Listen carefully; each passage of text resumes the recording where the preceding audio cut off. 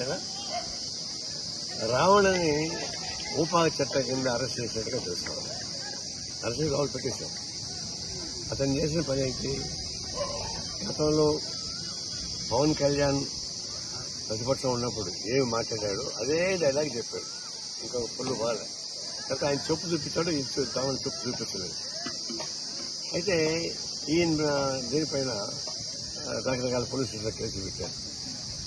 Arrest చేశారు, జైల్లో పెట్టారు, మళ్ళీ బెయిల్ వస్తే మళ్ళీ అరెస్ట్ చేస్తారు. పోలీస్ స్టేషన్లో ఉన్నటువంటి రావణ పైన జనసేన సైనికులు దాడి చేస్తారు. అంటే పోలీస్ దాడి చేయడం ఏంటి అంటే పోలీస్ స్టేషన్లో వాళ్ళ టీడీపీ ఆఫీసా జనసేన ఆఫీసా దాడి చేస్తారు. చివరికి ఊపా చట్టం కింద అరెస్ట్ చేస్తారు. ఇది మహారాష్ట్ర మొన్న మహారాష్ట్రలో జస్టిస్ మాధవ్ తీర్పిచ్చారు. Modi down down, Amit Shah down down చెప్పిన దానికి వాళ్ళ పైన కేసులు పెట్టారు.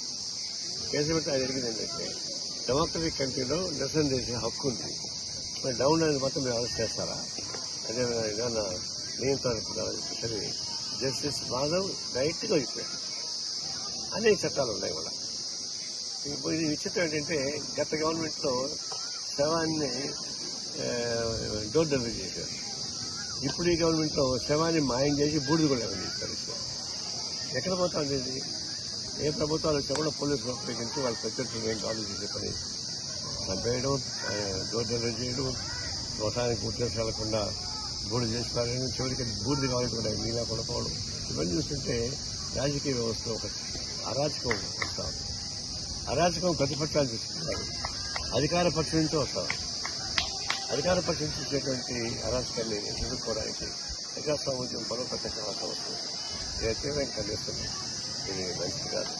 దీనిపైన చట్టపరమైన చర్యలు తీసుకోవాలి తప్ప, రాజ్యాంగాన్ని కాపాడుకోవాలి తప్ప, రాజ్యాంగ వ్యతిరేక, న్యాయ వ్యవస్థ వ్యతిరేక